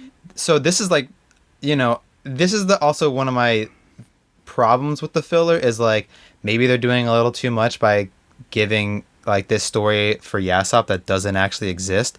But I also loved it. I was like, wait, we're getting some like Yasopp exclusive footage right now, like. And you can also tell it's filler because Shanks is in it and he does not have one line. Like they couldn't get his voice actor to say anything. They were like, there goes Shanks walking away without saying a single word. Like they literally say that in the episode. Man, don't even talk to me. But I saw him. All I had to do is see him, and I was like, shit, I should be watching what's going on with Yasopp. And I forgot, but Shanks is there, and he keep my eyes off him. He's just sitting on the floor. I feel like they should have just not addressed him not speaking, and it would have been okay. Like, like Shanks sitting there watching like somebody he trusts doing the thing, but instead they turned it into like a very meta, like we can't afford his voice actor. Woo! But Yasopp, his speech that he ends up giving to Daddy the Parent in that flashback, I thought was so. I love every time you say it. I thought it was so funny because like what he ends up initially saying, I guess, with a lack of better words, is I'm a deadbeat dad. Yeah, for sure. He acknowledges, which I always kind of I hate that as a cop out, not in this show, but as a like a real life thing where somebody says, "Oh, I would never be a good dad," to him, like he's better off without me. No. Being your kid's life, like, no matter what, your kid wants you there. And, like, no matter what damage you think you're going to be doing, it's almost, if you can roll the dice that the damage will be just as bad by you not being there. If not you worse, heard it here from a real daddy. True daddy the parent. Daddy the parent. Gotta be there. Which, I mean, he did the right, he did the right thing. He went back to his daughter, and that was just as strong of a move. That was as brave. Well, the proof is in the pudding right there, too. I mean, like, Yasopp was fucking gun-ho and, like, shot Daddy the Parent, got him. And, there was, like, a duel that he felt shame from. And then, like, to juxtapose that with Usopp, who... It was on the count of 8. He threw a fucking smoke bullet down. It was like, run, run, and like ends up getting shot. It's like, your son is kind of a fucking coward. But that's my guy. No, he's not a coward. He just knows that he knows the fights he can win and what he cannot win. He's not walking in this. But what ends up happening is Daddy the Parent tells him the story, and Usopp is now looking at Daddy and saying like, you know what, you're right, and you deserve, respect, a better duel. Yeah, and like it's not even about his own father. He's looking at Daddy. And he's like, you're a better man. Like you are a strong man for telling me what you just told me, and gave him the respect. Like I feel like I hope there is at this point too. I hope at some point if Usopp ends up meeting his father, I hope there is some resentment. I hope he's mad at him. I hope he fights him. Oh, that'd be epic. That's my 2 cents. I also want to point out... Usopp kind of deserves it. We get a Panda Man in this episode, too. Oh, what episode so we can mark it? That's episode 50. 50. Yeah, 50, I didn't see him. Yeah. Where was he? I think he was... I can't remember exactly. I didn't write down which scene he was in, but I think he was, like, in the background. It was... I remember... It was like unclear if he was implied to be part of Shanks' crew. Like it was a part where they were all together. So I'm sorry for listening. I'm putting these in the show notes because So, we got to track them. Yeah, so this episode, it ends with the shootout against the weather vane. And again, this is my first time seeing this. So they kept showing the weather vane, and my idea of what was going to happen is that Usopp was going to fire his slingshot at the weather vane, and the weather vane would turn to like narrow out to be almost impossible to hit, but he would hit it anyway. Mm-hmm. But what ends up happening is he just shoots through the head. And I was like, oh, well, I guess that works too. Well, they thought you didn't hit it at all. Yeah, Oh, which that's I right, thought yeah, was 'cause kind of cool. Yeah, that's but That means shot Usopp through. shot it with so much power that it didn't even spin. It just like cleared through, Yeah, which I thought was cool. and he had some shaky hands. I was like, no, there's a little bit of luck maybe there, Usopp. Oh, for sure. not with He hit Usopp, the it's always- crown. You know, that's like shooting someone's hat off in 007. Like you want to aim for Justin, the you're head. going to learn a little bit later. 100 shots, 100 hits. Lou already knows. You're going to know. 100 shots, never miss. 100 shots, Never 100 miss. hits. Lou, Lou, la, 100 la, shots. Lou. Enough to kill anything that moves. So you're saying that you don't so this is a completely new character just for the anime. Daddy Masterson, yeah. So do you think Oda being involved with the anime put this character in there because he had an idea for a character that he wasn't able to? I have no idea. I have a feeling what happens is they present, this is what we're going to do, and he lets them know if it's going to destroy the narrative overall if they do that. Because the next episode with Carmen, Leo, and Jose, the best chef of the East Blue, this is also a filler episode. Which I feel like did destroy the narrative to some degree. No, both of you, or at least Lewis, shut your mouth. This was You my can't talk to me favorite. that way. I'm the glue of the ship. You are the glue of the ship. And Glue guess the glue. what? The ship will sink. I don't care. Glue the glue. Glue the glue. Saying some words. You're getting us in a sticky situation there, Justin. But I thought this episode was so much fun. It was. I love Carmen. I love her goons. I love her. Yeah, Leo. This is actually not my first time seeing this episode. But, Okay. I do love Leo. His face takes up the whole fucking screen. And I was telling Lou, I was like, is this supposed to be Leonardo DiCaprio? Because he kind of has like the blonde hair and like the strong jawline, but like super emphasized because his jaw is so huge. Well, when did this? Let me do a little research. Let me see when it premiered. I mean, if it's going to be Leo, it's got to be Titanic Leo. I mean, it's like the only one I could think of where he's on a boat before Wolf of Wall Street, you know? I'm on a boat. You got Jose. But yeah, the situation with Carmen, I thought the whole episode was really good. Especially with like Sanji wants the elephant tuna, and they're going like through flashbacks of like Sanji young and like being introduced to like the all blue. I think also those two being arcs kind of add to everybody getting their own episode. Yeah, that's one of the things that I thought about too, is like they're trying to give everyone a little portrayal before you get off to the grand line. And I actually do like that you get extra, like a little bonus material for Usopp's goggles rather than him just buying them at the store or whatever. Yeah, for sure. I mean, Carmen was, for me, was like when Sanji finally realizes like who Carmen is, and it's like this flashback of Sanji as a kid working at the restaurant, and Carmen's there. That was weird. Threw me off. That threw me off so much because like the whole reason for Sanji being a kid and being there makes absolute sense, you know, but like, you know, being a rescue, all this shit, and like a backstory with, you know, the lead chef of the restaurant. But then you got like Carmen, there's nothing.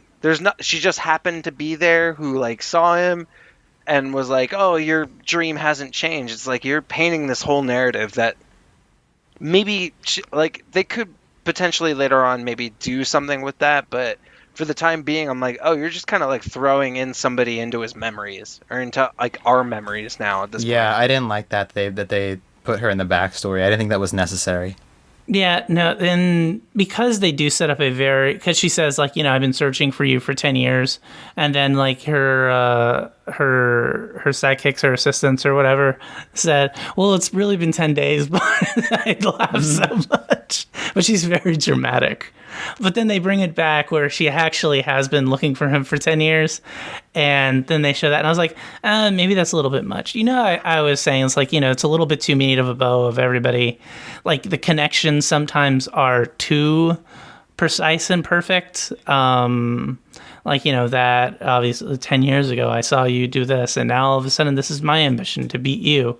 That kind of thing sometimes gets a little bit too neat and too tidied up, but I did enjoy Carmen as a character. I do enjoy Sanji. I haven't so Sanji, a little bit of a fuckboy, but but he's not going into he's not assaulting anyone. He is very forthcoming when he says that you're beautiful, which is a very nice thing to say, right?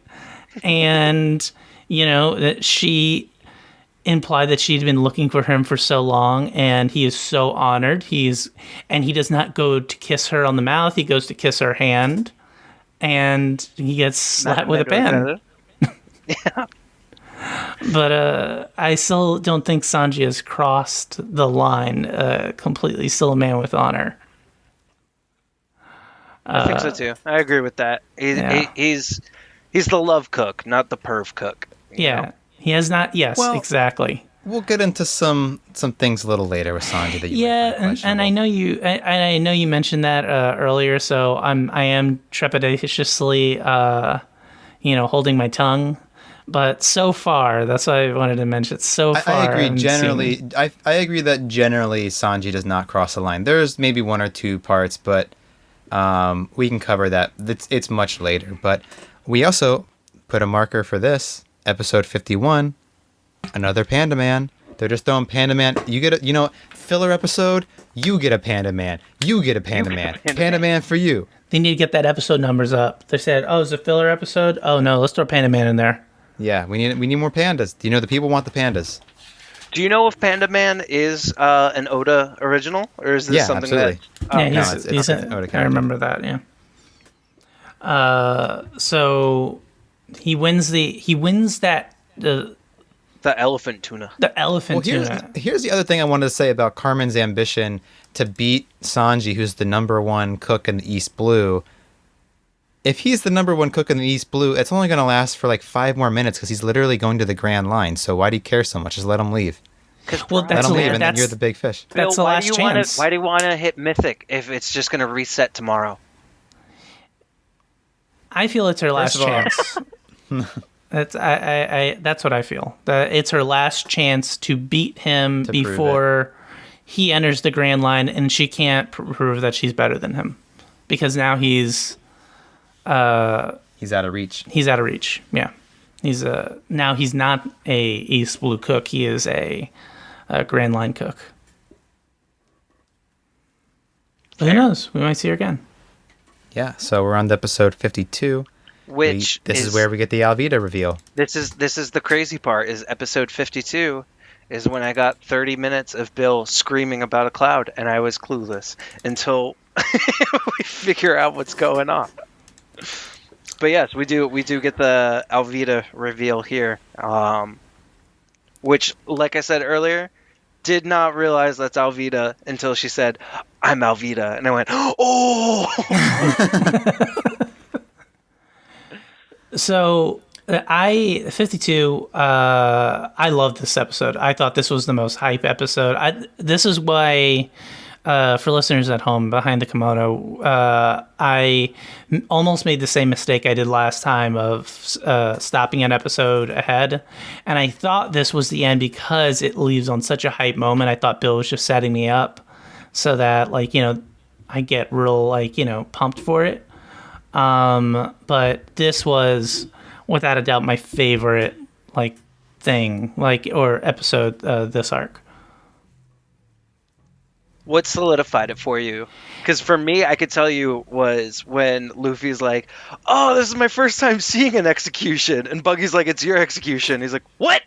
That was so. This is what I think One Piece was One Piece was hitting on all cylinders, like at 100%. It was Luffy doing that. His head sinking down to the floor, and I'm just so bummed out that he's going to die.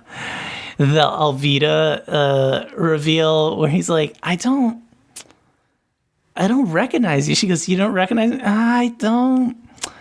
I can't really put my finger on it. I figured it out already, and everybody else in the entire world figured it out already before Luffy.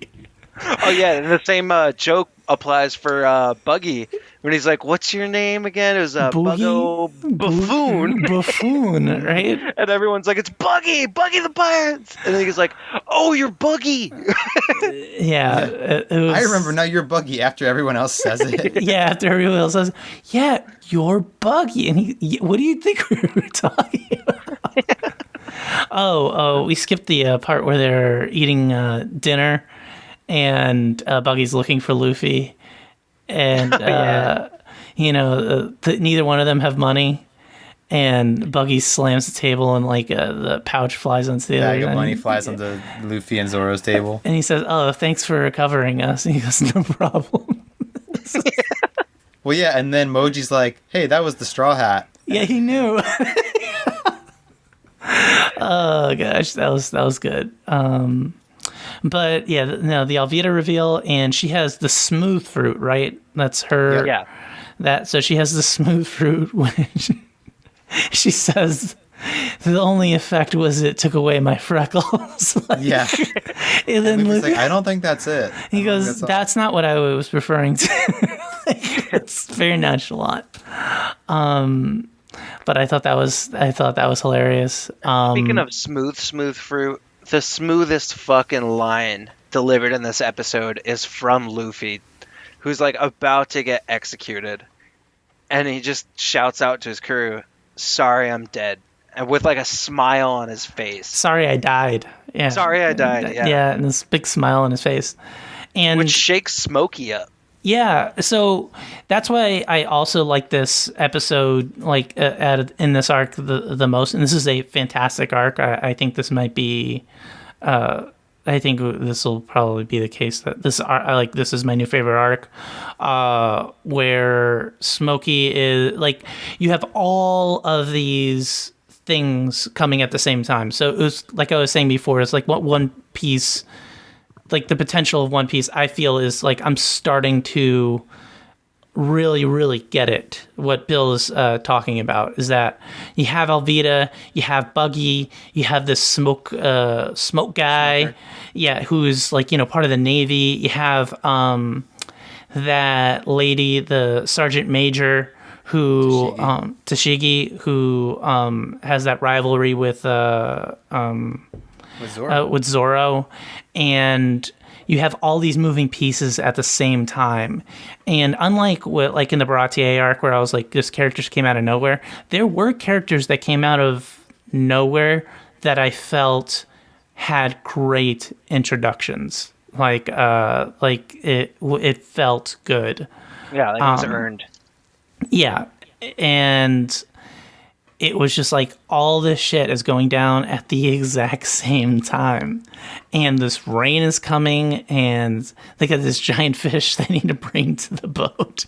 And I love Sanji is he's not going to let go of that fish. But that's the thing he does, which is He does? when you have to go save Luffy. Oh, I didn't know that. I didn't see that. No, but that's what's great is you've got this whole, even just the fish itself is this introduction or reintroduction to him and the all blue and what it means. Mm-hmm. And then you find out Luffy's about to get executed, and he literally just drops the fucking fish where he stands and runs after him. Because I in my opinion, I thought that was more of the weight of one being a part of the crew, but really also I need to get to the all blue, and Luffy's kind of his meal ticket to do it, you know? Yeah. No, you're right. Well, I also love, so Luffy, we skipped past this, but Luffy, when he's up there, he says that he's going to become the Pirate King before Buggy goes to execute him, and then he says, "Sorry, I'm dead," when he realizes there's nothing he can do about it. And Smoker, this is what Smoker does to Luffy here reminds me a little bit of Arlong seeing Zoro's wounds, where he says to one of his subordinates, he's like, "Have you ever seen a pirate smile on the execution platform?" But in his mind, he's thinking of Roger, and he's like, "This is fucked. This guy's going to be a problem. This guy's going to be a threat." The same way The last time Arlong seeing Zoro's wounds, he's like, "I got to kill this guy right now," because like they're like, "Oh, they're not doing anything yet, but I see the potential, and it is scary." The last potential is time, scary. Yeah, the last time I saw this was with Goldie Roger, and this guy says he's going to be king of the pirates. I see this right now as an issue, and up until that point, he was talking about. Was Smokey talking about like not like nobody like of renown or nobody like to challenge him? Like the pirates now aren't like up to snuff. He's not impressed with the pirates that have been coming through. Even the guy Loguetown. he versed that he thought was Luffy at first because he hadn't seen the poster, and he's like, "You're not a 30 million." Yeah, I could tell. Yeah, I can tell by looking at you, which is completely insulting. Because how do you look at Luffy and say that? That's some shit someone would say to me on the street. You'd say, "Well, you're right." I'd be like, "Oh man, sorry guys." But like, it's cool is like going from that, like witnessing, because he keeps telling them too. He's like, "Hold off, let's see what happens. Let's see what happens," and it jumps straight into the next episode where you're like, "Fuck, how's he gonna get out of this?" And like the lightning bolt that hits, the moment like the whole execution stage comes down. Smoker's in full effect, like, "All right, everybody move in." Like, yeah, our plane's fucked. Like, we need to all move in. Things are going sideways. We need to, and you see his plan falling apart. It's like, where's Unit 1 and Unit 1's in repairs. We have another group coming in to take care of it. So his shit is falling apart, like at the seams, and he understands it. Which I said it before, I'll emphasize it again. I really like Smoker as a nice continuing threat for Luffy. For Luffy. Yeah. I also like that, it's not just that he's like move in and like take care of him, but he's also like the wind that just came in is blowing towards the ship for them. Like it's gonna blow them out of the harbor. Like it's almost like the heavens themselves are on their side of this crew. And Sanji even asks... Sorry. No, go ahead. No, like Sanji even asks Zoro, he's like, "Do you believe in God?" And Zoro's like, "Don't ask me stupid questions like that right now." Because it seems almost like fatalistic, like for this lightning bolt to come when it does, for it to topple over and free Luffy, and now like the winds are blowing in his favor, and like the whole thing doesn't seem like a coincidence. There's something clearly wrong with it, and I'm sure Smoker also has like an indication, like he could feel like something is off before any of this actually happens. So at the beginning of this episode, we also see just something. This is not like a huge plot thing, but something that I just love about this series is we see Buggy makes like a little motorcycle out of himself. That was awesome. Alvida does the smooth tracks, like where she does like the like skating. Yeah, she's basically doing skating, and then Smoker gets on his billowing bike, which is like the three-wheel motorcycle that we were talking about. Mm-hmm. And it's like Oda has thought about, if a person has this power, what's their devil fruit power? What is gonna be like a way that they can transport themselves quickly, or like abuse their devil fruit power to like move faster? And so it's just like, it's so fun and like so cool, like how he's come up with something for each of these characters, and it's also so like nonchalant. Like it's not something that like without bringing focus to it, you would think too much about. But it's like, oh, he's thought about like all these little things with like every single character. No, and it's good because very easily when it comes to like powers and stuff like that in anime or comics, where you can just say, why don't they just like, you know, the creator put too much in there where it ends up just being the answer to everything. Yeah. But he's very, very skilled at making a power specific enough where it is very interesting and powerful at the same time, where it is not like the god power that will destroy everything no matter what. It is just an interesting wrinkle in their character and their fighting style and their utility. You know, the Luffy, like you were talking about, like the transportation, Luffy doing, like, and he's done it before, the catapult thing. Where he slingshots himself around. He slingshots himself around. And that's very interesting. That's a very interesting power. It's not unlimited, like, you know, as far as power scaling or whatever, but it is a way for Luffy to get onto his boat, which is the goal. And so from there, everyone's running towards the boat, and we get the confrontation with Tashigi against Zoro, where she actually knows it's Zoro this time. And one of the things that I thought was fun is Zoro in the sword shop at some point says something to Tashigi like, "Oh, do you want to try to take Wado Ichimoji from me? Like, yeah. Are you challenging me to take this?" And then when Tashigi confronts him at this point, she's like, "I'm going to take Wado from you."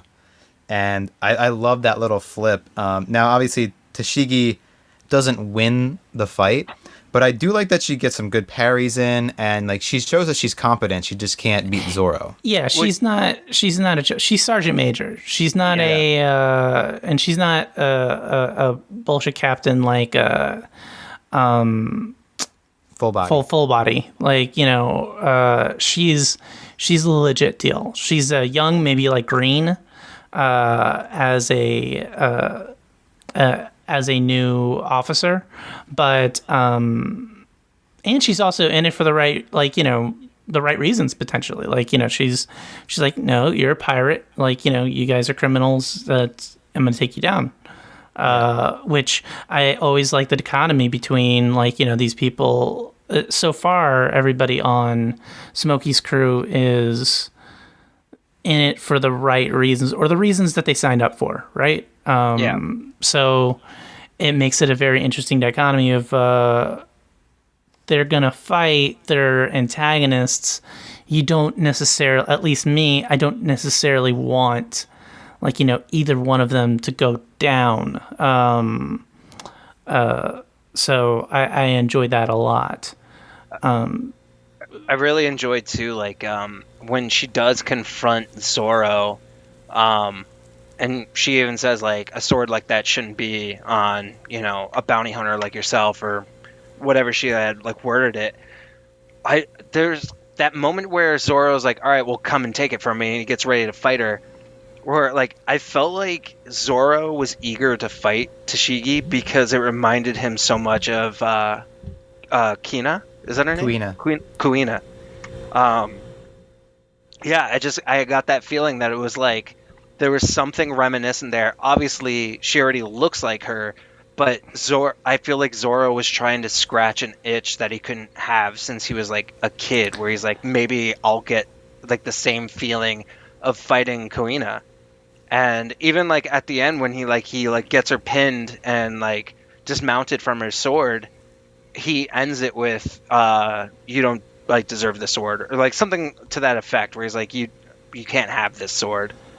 I don't know, I feel like it would have gone down differently if she could have beaten him. I feel that he's playing with her. I like the idea, because he smiles, like, you know, when he's gonna fight her, and maybe because he reminds her of Kuina, that he's kind of enjoying the fact that he could flip the tables a little bit on somebody he knows is clearly inferior to him, and that's why when he he does pin her, he lets her go. It's she's in his way and she would kill him, but he's like, no, it's that's I'll see you again. Yeah, well, she's upset because she's like, you won't kill me because I'm a woman. And Zoro immediately is like, no, it's because you look at my friend. You're a copycat. You're a copycat woman. You're a copycat friend. And he's like all pissed. And she's like, what are you talking about? You're just some wannabe that wants to be cool. Yeah. But that's totally hit a nerve with them. Do we want to talk about Dragon is his name? Well, before we get there, I want to talk about, we get Luffy versus Smoker. And this is where we get that Smoker's power. If Luffy punches him in the face, Smoker's kind of like the T-1000 from Terminator. It's like he takes the damage and just reforms. Like he doesn't get hurt. His body just turns into smoke. And this is where I have a lot of questions. Yeah, for Bill, if you can explain going forward what's going, because I was a little confused because it happened very fast. All this stuff. Sure. So is what question in particular? So I mean, it was the Luffy Smoker fight. I understood. It was the involvement of our third friend that really kind of threw me for a loop. Where I was like, what the hell happened? But go through it. Do your thing, and I'll see if I can. Well, I mainly just wanted to highlight that this is our first instance of getting a devil fruit power that's the way Smoker's is, and I don't want to go too far into it because we'll get more of an explanation of it later, and I think that explanation is going to be more satisfying than what I could offer in just the podcast. But basically, that he's almost like an elemental, you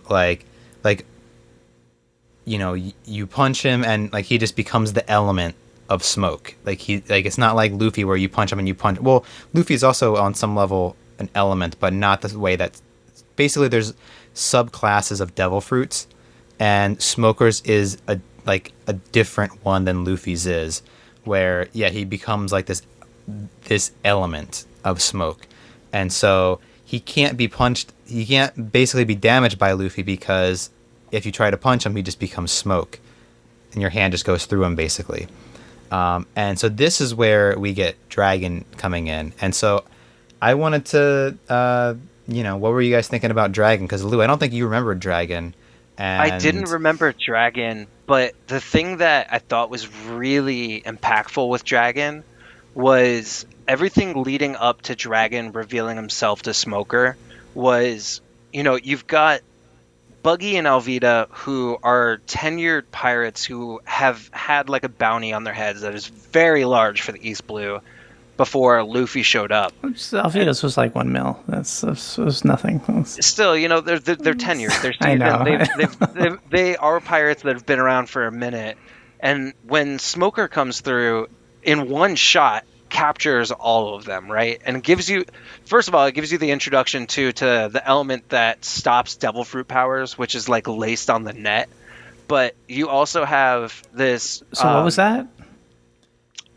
Bill, do you remember the name? You've got to know the name. It's called Kairoseki, which they haven't introduced it fully yet, so I don't want to speak too much on it. But you'll note that when they throw the nets on them, they're on Buggy and Alvida, it's this is the kind of net that negates a devil fruit power. So it has an element to it that makes it so a devil fruit power can't be activated. Okay, I completely missed that. So it's said super quickly, and this isn't a moment where that becomes critical, but they'll speak more on that later, and and you'll get the origin of it, and it makes sense. Yeah, I was wondering. I was like, how did you got 2 people here with devil fruit powers? It's in this episode, everybody's got a devil fruit power. Apparently. Yeah, that is true. We're going to the Grand Line, baby. This is this devil is where fruits shit are popped us. off. Yeah. So, but that's the thing that where I'm trying to get at is Smoker takes care of them almost immediately. He hunts down Luffy, and for all intents and purposes, beats Luffy's ass. Smoker is no fucking joke. Pops him. And no contest. And then you get Dragon, who comes in, and Smoker's shook. And that's when I'm just oh fuck, who is this guy? He's got this amazing power that even Smoker is like, shit. He's like, Dragon, what are you doing here? Like, there is some certain like feeling of fear coming from him, which kind of paves the way for like, what the hell are we getting into with the Grand Line? And the familiarity that I was very intrigued by between the two. Yeah, Well, I love that when Dragon comes down, Smoker says the government's looking for, like, trying to take your head, and Dragon replies with, the world is waiting for our answer. And obviously I know who Dragon is, but Dragon is a character that we see very, very rarely. Like, this scene comprises about a third of all the Dragon scenes. And Dragon is, to this day, one of the most mysterious characters in the series. And that's why I feel like I can talk about the very, very, very first fan theory that we're going to talk about on this podcast, because it's one that is not proven yet. And I don't think saying that it's not proven yet spoils a whole lot, because we don't get a lot of Dragon. I mean, he's theories are theories. Yes. So he's more mysterious than Roger, more mysterious than Shanks. I mean, this is like, we don't like. Well, watch your mouth, Bill. Bounty. That's what you say about Shanks. Well, I would power scale Shanks above Dragon in terms of power scaling from what I've seen. Don't try to make up for it. Just say you're sorry, I guess. I never talk. Yeah, just say you're sorry. But I mean, Shanks' power level you think is higher only because you don't know that much about Dragon. You can make that call. Yeah. So Dragon, the theory is, and this is why I was freaking out about the clouds, the theory is that Dragon has a weather devil fruit power, like a power that lets him control the weather, and that he is the one who brings the lightning bolt that saves Luffy and the winds that blow him out of the sails, out of the harbor. And so even like when basically what I'm freaking out about is like, this is like a fan theory, and this is like one of the only scenes that we have to back it up, because like I said, I don't know, we might only see Dragon one other time in real time in the whole rest of the series to this point. Like to the current, for the listeners, I'm talking about to the current arc, which is like chapter 1018 is the latest chapter.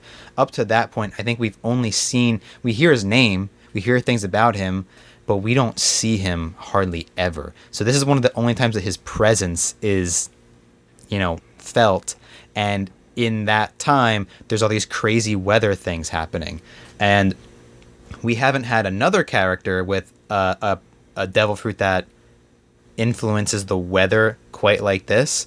So it's theorized that Dragon is the one who has a weather devil fruit power, and that's what accounts for all these weird weather coincidences. It's not like an act of God, it's an act of Dragon. And that's why like when the first wind blows and Lou's like sees me like freaking out, but it's like I'm like, and it's pushing shit, like Luffy's hat to the execution area, and exactly. You're like, oh my god, exactly. Oh my god. It's like Dragon's like, I'll find a way to lead him there without introducing myself. Like I'll lead this kid there because I I'm going to help him out. And he just blows his hat there. And it's like, it's like Dragon's like influence. Yeah. I always, not to get too heavy on like subjects of religion, but I always thought that the most powerful version of like capital G God was being able to poke something and having the wherewithal to know that if I poke this thing, a chain of events will happen that to get exactly everything back to where it is supposed to be, like the most minor influence, like because you have all the knowledge in the entire world. So I always thought that was interesting, and that kind of reflects what you're talking about with Dragon, where I thought it was Dragon that sent that lightning down. When I saw him later, I was like, yeah, no, this dude did it, because that's too big of a coincidence. Exactly. You know what? I'm gonna save this question for once we get into the Grand Line, but I do have a question that may pertain with directly Dragon and the Grand Line. All right. Well, I mean, we have Dragon now. No, but we don't have the Grand Line right now, and what I would talk okay. about would spill some beans. Okay. But yeah, no, I just had some questions. And so what did Dragon do to get Smoker out of Luffy's hair? Well, he like puts him down basically. He I don't know that we don't actually we don't forms see a like a tornado. scuffle between them. Yeah, exactly. Yeah. But we do see him like bring in. Well, okay. Again, this is a theory. We don't know that Dragon has his power, but we see a huge wind come through and like blow the whole town over, basically. And that's when Luffy and friends are kind of like running away Make together. a break for So, it. Okay. yeah, it's implied that either that wind broke them up, or there's some kind of scuffle between Dragon and Smoker, and either Luffy was separated from them at that point, or that plus the wind moves them away. That's sort of what I'm thinking there. Okay. Because yeah, I was watching that. I thought I might have been distracted because I was like, so I thought like Smoker was about to. He had this guy dead to rights, and then I did see this other character come in. And I was like, did they fight or something? Like, but if it happened really fast, I might have just missed it, or like didn't infer what might have happened. I did see the wind also knock like the whole town down, but I didn't know that might have given Luffy the chance to kind of bolt. Well, I think it's fair that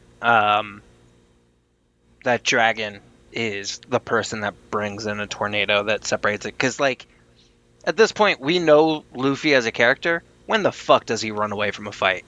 Like, you see him literally get blown to the harbor to get out of there. To get to the Grand Line, man. Yeah. It's to get to the Grand Line, but the only way to get to the Grand Line that Luffy knows of, you have to go through Smoker to get to the Grand Line. It was already established at least like 3 times. Apparently, he does not. So yeah, that is true. That is true. But it's only because Dragon says, "Get the fuck off, Luffy," you get the fuck off, Luffy.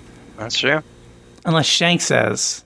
No. Unless Shanks says no, then like you have conflicting. Immovable force means an immovable object. It's I thought that was pretty neat. So this episode ends with a super iconic scene, and this was like the iconic scene from One Piece for years. Though now like there's so many iconic scenes that it's almost it doesn't have the same like. This was like punch. A huge thing at the time, but the barrel scene where everyone puts up their foot on the barrel and they pledge like what their ambition is going into the Grand Line. Like this is like, there was a time where this was like the halfway point. Like when I started, this was like almost like the halfway point of the series or something like. That's so cute. That's so cute. Yeah. That's so cute. Yeah, Bill and I actually have this thing in the morning that we do something similar. We put our foot up on the table, and Bill will like yell something like, "I will not cry at work today," and and we kind of make a pledge before we go out into our Grand Line. I do that. I try. I put my foot Work up on the is table. my Grand Line. It is. You got it. It's unpredictable. It's harsh. Exactly. Scary as fuck. Who knows You what's could gonna die happen. any minute. Any second. Any character could show up and demand a COI. From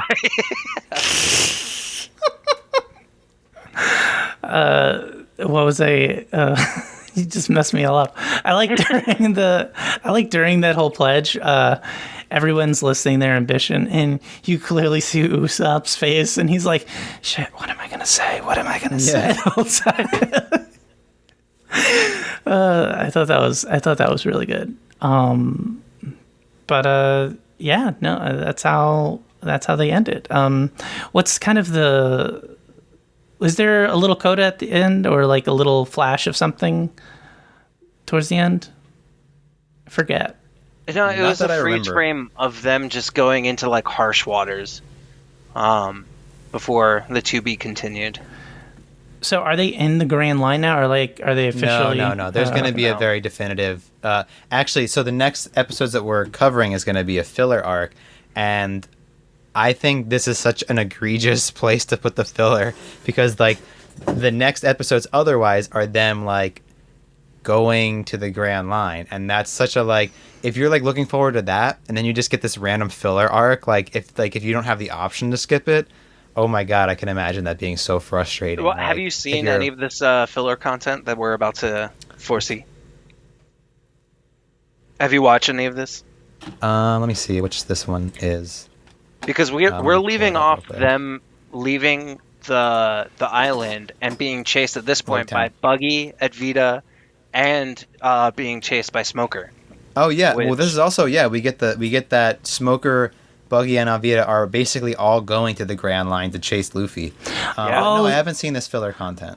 I do appreciate really quick before we we're circling the end here, but I do appreciate Smoker telling his crew, he's like, no, get the ship ready, we're gonna go chase these guys, and they're like, well, no, this is kind of like your jurisdiction, you're kind of in charge here, and he goes, I don't take orders from them, that's we're gonna go catch these guys. And I was like, God, that's fucking cool.